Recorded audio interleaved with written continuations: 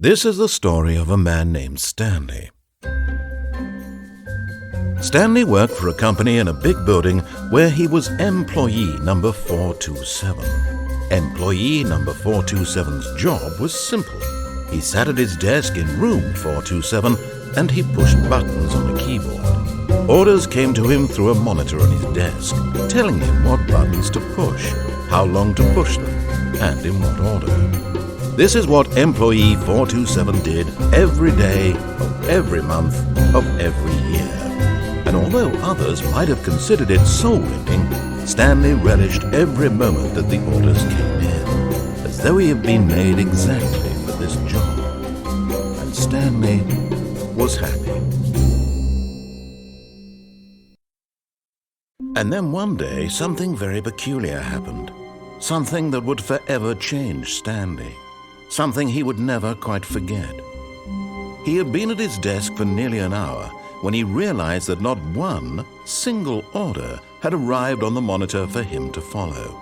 No one had showed up to give him instructions, call a meeting, or even say hi. Never in all his years at the company had this happened, this complete isolation. Something was very clearly wrong. Shocked, frozen solid, Stanley found himself unable to move for the longest time. But as he came to his wits and regained his senses, he got up from his desk and stepped out of his office. All of his co-workers were gone. What could it mean? Stanley decided to go to the meeting room. Perhaps he had simply missed a memo.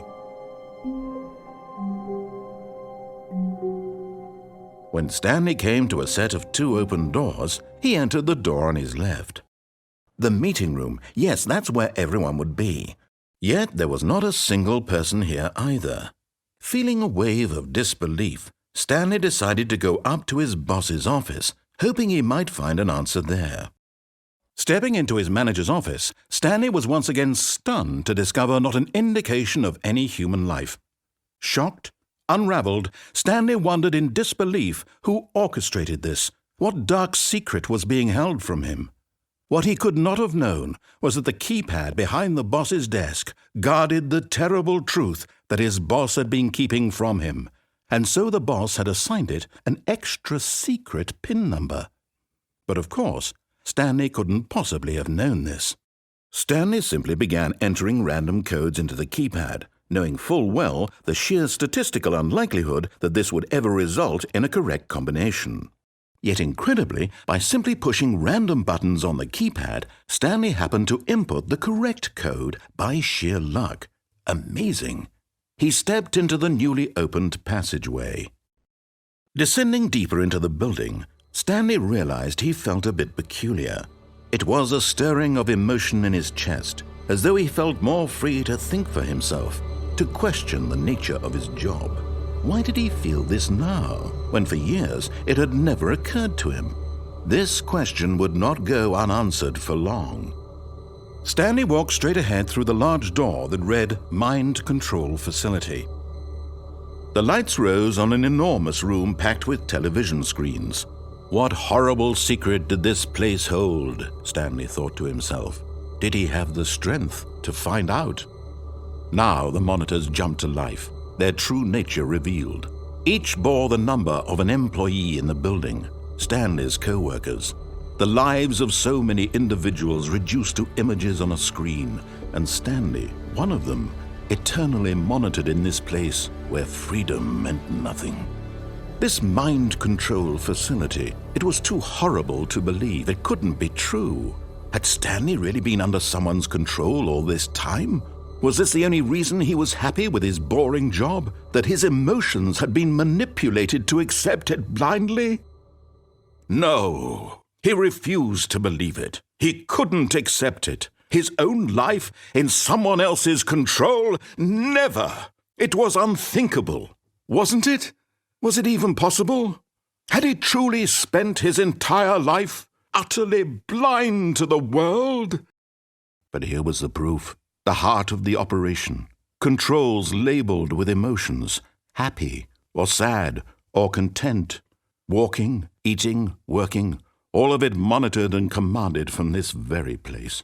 And as the cold reality of his past began to sink in, Stanley decided that this machinery would never again exert its terrible power over another human life.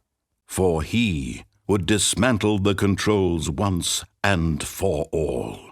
And when at last he found the source of the room's power, he knew it was his duty, his obligation, to put an end to this horrible place and to everything it stood for.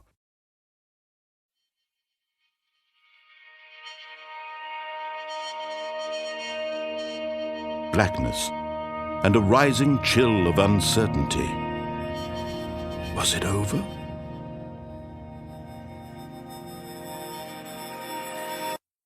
Yes, he had won. He had defeated the machine, unshackled himself from someone else's command. Freedom was mere moments away. And yet, even as the immense door slowly opened, Stanley reflected on how many puzzles still lay unsolved. Where had his co-workers gone? How had he been freed from the machine's grasp? What other mysteries did this strange building hold? But as sunlight streamed into the chamber, he realized none of this mattered to him, for it was not knowledge or even power that he had been seeking, but happiness. Perhaps his goal had not been to understand, but to let go. No longer would anyone tell him where to go, what to do, or how to feel. Whatever life he lives, it will be his. And that was all he needed to know. It was perhaps the only thing worth knowing. Stanley stepped through the open door. Stanley felt the cool breeze upon his skin, the feeling of liberation, the immense possibility of the new path before him. This was exactly the way, right now, that things were meant to happen. And Stanley was happy.